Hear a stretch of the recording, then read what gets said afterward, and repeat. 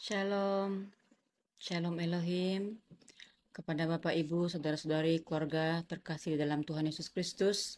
Segala puji syukur hanya bagi Dia yang masih memberikan napas hidup kepada kita semua hingga pada saat detik ini.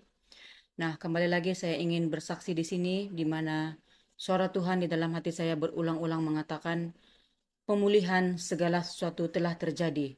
Pemulihan segala sesuatu telah terjadi. Ini saya dapatkan daripada minggu lalu, sehingga hari kemarin Tuhan singkapkan ini dengan sangat jelas.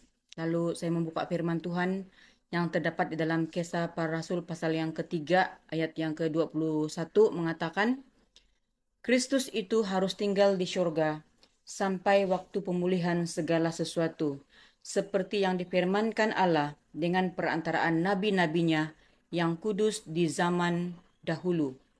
Saya bertanya kepada Tuhan, Tuhan, apa itu pemulihan segala sesuatu? Apa yang Tuhan mau pulihkan? Lalu kata roh Tuhan di dalam hati saya, manusia telah lama tertipu. Dunia ini sesungguhnya berada dalam kuasa setan atau iblis. Lihatlah di dalam firmanku di dalam Matius pasal yang keempat ayat yang keenam, yaitu peristiwa di mana Tuhan Yesus dicobai.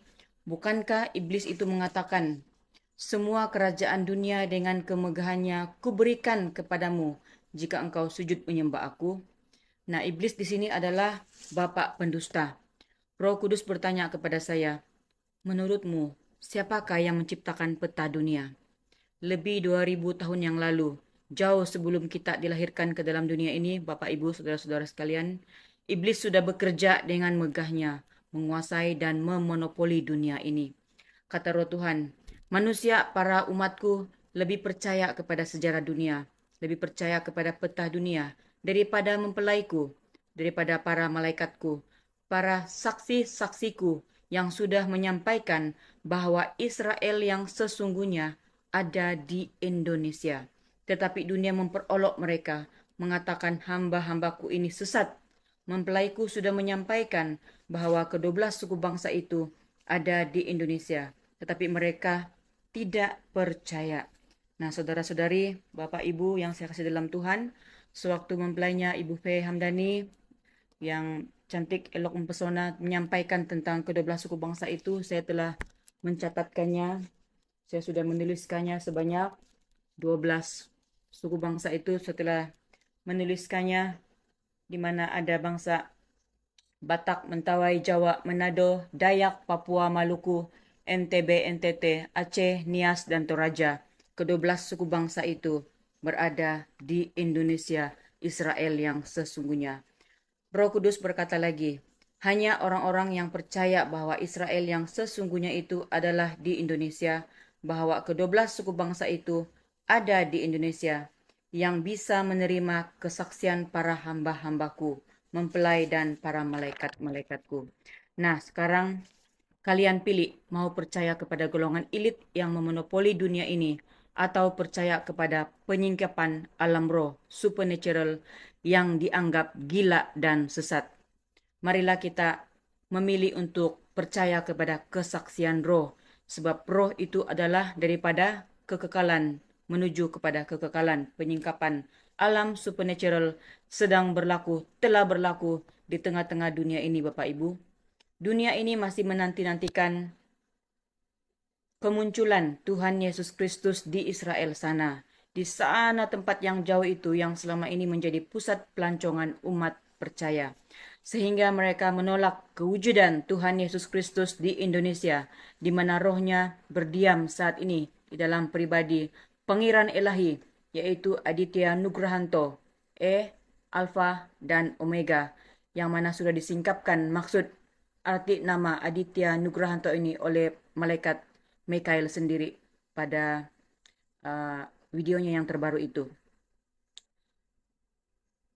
Bapak Ibu yang dikasihi Tuhan, Pangeran Ilahi Tuhan Yesus Kristus sendiri sudah datang, siap untuk menjemput mempelainya dan umat percaya yang sungguh-sungguh percaya kepadanya untuk masuk ke kerajaan 1000 tahun.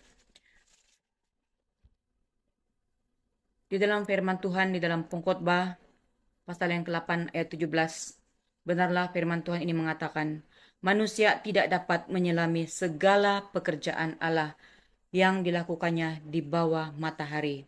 Para malaikat-malaikatnya telah diutusnya mendampingi anak-anak bangsa.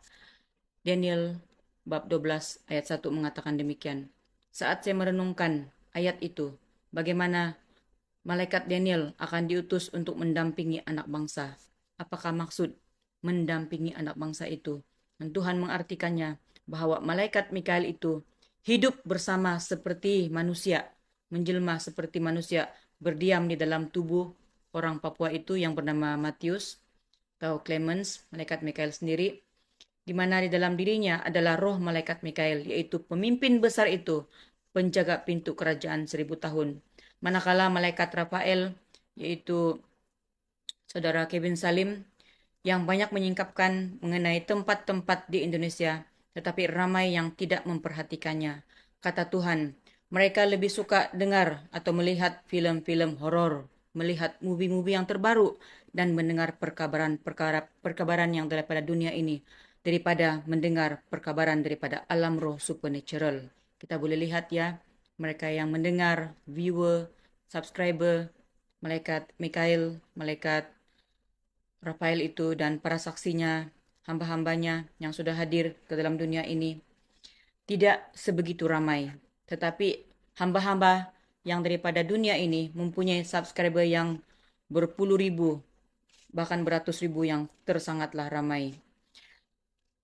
Haleluya, Tuhan juga telah mengutus Nabi Henok dan Elia yang telah berdiam di dalam pribadi Wita dan Angel, juga tampil saksi-saksi Bapak Yahweh yang lain, bapak-bapak, ibu-ibu, pemuda dan pemudi yang sudah bersaksi, menyatakan bagaimana Tuhan bekerja dengan sangat dahsyat luar biasa dalam pribadi mempelainya Ibu Fay Hamdani, selaku mempelainya yang segera akan melahirkan bayi Immanuel dan juga Mary, bahkan turun pribadi Tuhan Yesus Kristus sendiri, Jesus Christ, untuk menggenapi firman Tuhan ini, untuk membuat pemulihan segala sesuatu, bahwa dunia ini selama ini telah ditipu, bahwa cairan itu, yaitu tanda binatang itu, sudah ada di dalam baitnya, yaitu tubuh kita, tempat kediaman Roh Kudus Tuhan itu sendiri.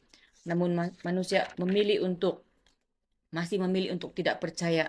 Manusia memilih untuk ditipu-tipu dan tidak melihat kebenaran firman Tuhan ini. Oleh karena itu, firman Tuhan yang mengatakan bahwa orang yang tidak mendengarkan segala firman-Ku, kata Tuhan, yang diucapkan nabi itu, demi namaku, daripadanya akan kutuntut pertanggungjawaban. Meski kita tidak mengambil tanda, seperti mana kata malaikat Mikael, bahwa walaupun kita tidak mengambil tanda binatang itu, tetapi tidak percaya kepada mempelainya, tidak percaya kepada saksi-saksi sorga, maka akan masuk ke dalam pemerintahan Antichrist. Maka bersiap-siaplah nanti untuk mati martir. Ingat, jangan sembah patung itu, jangan sembah patung itu, jangan sangkal nama Tuhan Yesus Kristus.